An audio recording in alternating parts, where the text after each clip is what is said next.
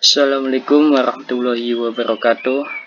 Bertemu kembali dengan saya Hari Kurniawan yang akan mempresentasikan tugas ergonomi yang berjudul Tinjauan Sistem Kinerja Manajemen Keselamatan dan Kesehatan Kerja Tambang Bawah Tanah CV Tahiti Kol Talawi, yaitu di Sawah Lunto, Sumatera Barat. Kita mulai dengan pendahuluan. Kecelakaan tambang terjadi biasanya disebabkan karena faktor kelalaian manusia dan lingkungan yang tidak aman serta manajemen perusahaan yang kurang optimal dalam pengelola aspek ketiga. Pada dasarnya, ketiga adalah upaya pencegahan, menghindari, mengurangi kecelakaan tambang dengan cara menghentikan, meniadakan, menghilangkan risiko atau unsur bahaya, guna mencapai target kerja atau produksi. Berdasarkan data pada Januari 2015 sampai Februari 2017 telah terjadi 27 kali kecelakaan kerja di CV Tahiti Kol. Kecelakaan kerja dengan klasifikasi luka ringan memiliki jumlah kejadian terbanyak dengan 23 kali kejadian. Sedangkan kecelakaan kerja dengan klasifikasi luka berat terjadi sebanyak 4 kali. Nah, di sini kita bisa lihat tabel 1 yaitu data kecelakaan kerja di CV Tahiti Kol Sawah Lunto dari tahun 2015 sampai tahun 2017. Di sini ada peningkatan totalnya. Selanjutnya itu lokasi penelitian. Penelitian ini dilakukan pada lokasi penambangan CV Tahiti Kol yang terletak di daerah Sangkarpuyuh, kawasan bekas tambang Kandi Tanah Hitam, Desa Sijantangkoto, Kecamatan Talawi, Kota Sawah Lunto, Provinsi Sumatera Barat. Peta wilayah izin usaha pertambangan atau IUP operasi produksi CV Tahiti. Nah, ini adalah peta pertambangannya, bisa dilihat di sini. Selanjutnya itu metodologi penelitian. Yang pertama itu jenis penelitian.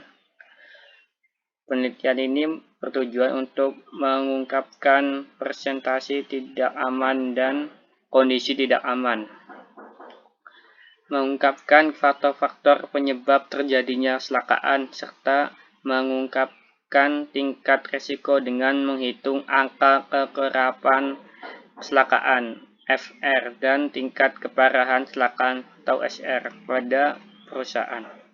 Yang kedua, tahap pengumpulan data, yaitu pengambilan data primer dan data sekunder. Tahap ketiga, tahap pengolahan data, identifikasi potensi kecelakaan kerja, status kecelakaan kerja, standar operating prosedur atau SOP.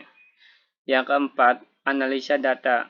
Analisa terhadap berbagai data dilakukan secara kuantitatif, dapat dipergunakan untuk analisis lebih lanjut dalam membuat saran. Nah, ini adalah urutan-urutan dalam penelitian.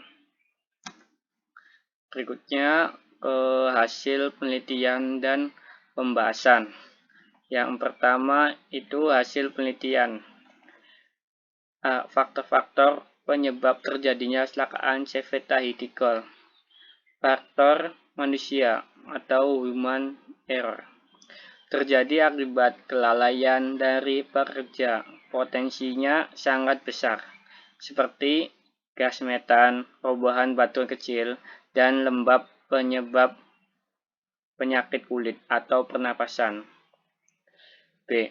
Faktor personal penyebab penurunnya produksi dan kinerja, yaitu ada faktor lingkungan, masalah pribadi, tingkat pendidikan, kurang mampu secara fisik. Berikutnya C. Statik kecelakaan adalah untuk menilai kecelakaan tersebut bertambah atau berkurang, serta untuk menilai efektif atau tidaknya usaha pencegahan kecelakaan. Nah, di sini adalah tabel alat pekerja mengabaikan APD. Di sini ada alat pelindung dirinya, ada helm, sepatu boot, lampu kepala, sarung tangan, kacamata pelindung. Nah, ini contoh beberapa alasannya pekerja mengabaikan APD. Yang D. Data kecelakaan kerja penambangan. Berikut ini adalah beberapa data kegiatan penambangan. Di sini ada tanggalnya, tipe insidennya, dan keterangannya, dan akibat dari kecelakaannya itu apa. Di sini ada tabel tentang usia pekerja yang mengalami kecelakaan. Kita bisa lihat tuh, ada 3, sekitar 20-50. Dan di sini tingkat pendidikan di pertambangan ada SD, SMP, SMA. Pada CV artikel penempatan seseorang karyawan yaitu sebagai berikut. Nah, ini adalah persyaratan untuk menjadi karyawan. Harus memiliki KTT, mempunyai sertifikat POU. Pengawas wajib ada sertifikat POP dan sertifikat pendukung lainnya. Kepala lubang wajib mempunyai sertifikat kepala lubang. Pekerja paling utama yaitu pengalaman kerja pada tambang bawah tanah. Supir minimal SIM B2. Nah, yang kedua, kita mulai dengan pembahasannya. A. Presentasi penyebab kecelakaan. Kecelakaan pada CV vehicle disebabkan oleh tindakan tidak aman dan kondisi tidak aman menyebabkan berhentinya kegiatan. B. Analisis statik kecelakaan. Statik kecelakaan tambang yang terjadi pada tahun 2015 sampai tahun 2017, yaitu 200.320 jam. Di sini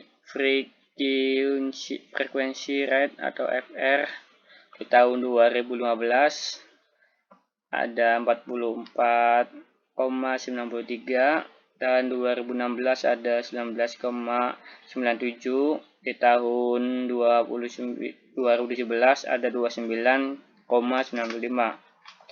Dan berikutnya safety rate atau SR. SR di tahun 2015 ada 89,86. 2016 ada 39,94. 2017 naik lagi ada 59,90. Nah, ini adalah tabel penyebab kecelakaan. Di sini ada jumlah kecelakaan dan persentasenya. Tabel berikutnya ini merupakan perbandingan frequency rate dan safety rate di tahun 2015, 16, dan 17. Sini perbandingannya lebih besar safety rate. Berikutnya C. Analisis JHA, GSA, dan SOP. Job Hazard Analysis JHA adalah fokus pada tugas pekerja untuk identifikasi bahaya belum terjadi. Job Safety Analysis yaitu proses manajemen berfokus identifikasi bahaya dan pengendalian. Dan yang ketiga itu standar operating procedure atau SOP.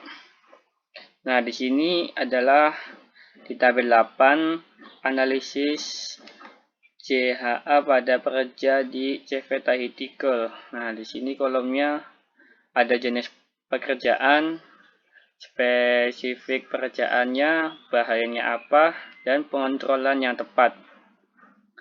Dan selanjutnya di tabel 9 yaitu analisis JISA pada pekerja di CV Tahiti Coal.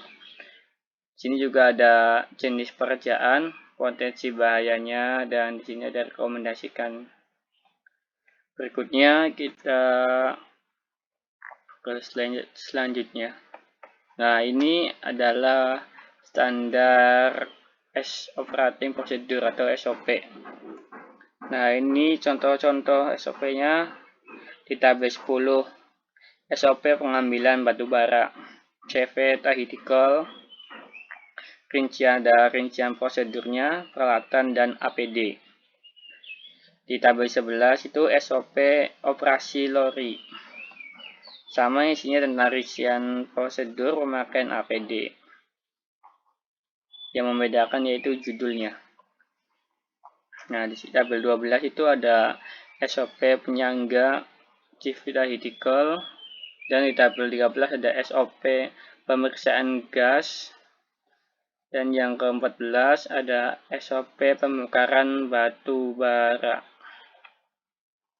Oke, kita selanjutnya itu yang untuk peran manajemen langkah perbaikan di CV Tahiti Coal. Pengawas operasional CV Tahiti Coal belum menerapkan secara penuh sistem manajemen K3.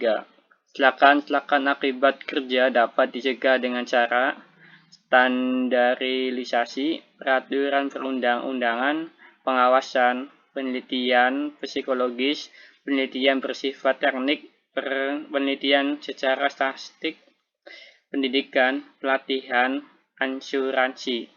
Usaha-usaha dalam pelaksanaan pelayanan kesehatan kerja seperti pemeriksaan kesehatan sebelum kerja, pengawasan dan pembinaan terhadap lingkungan kerja, pendidikan kesehatan tenaga kerja, dan latihan P3K. Tabel 15 ini ada rekapitulasi hasil analisis data. Nah, ini tabel rekapitulasi hasil analisis datanya.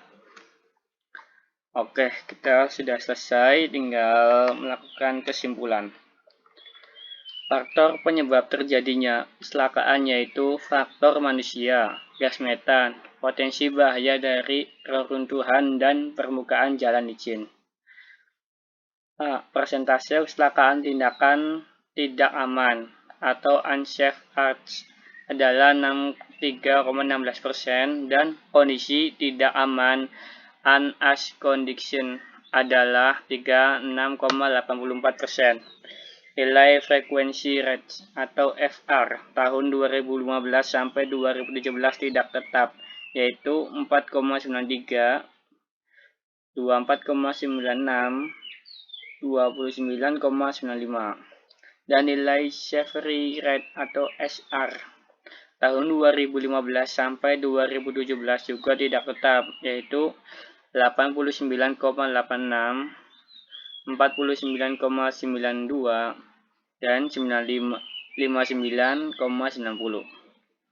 Setelah dilakukan analisis, maka didapatkan jenis-jenis pekerjaan CV Tahiti Coal adalah pemasangan penyangga, pengambilan batu bara, dan pengangkutan batu bara.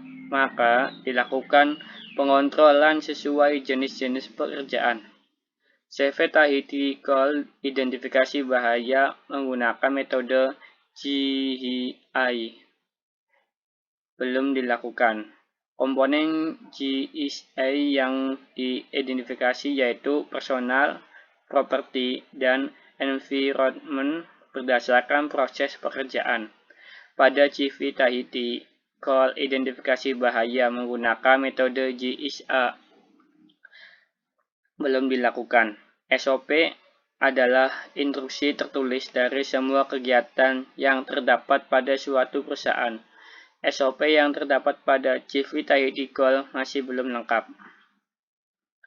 Nah, berikutnya saran.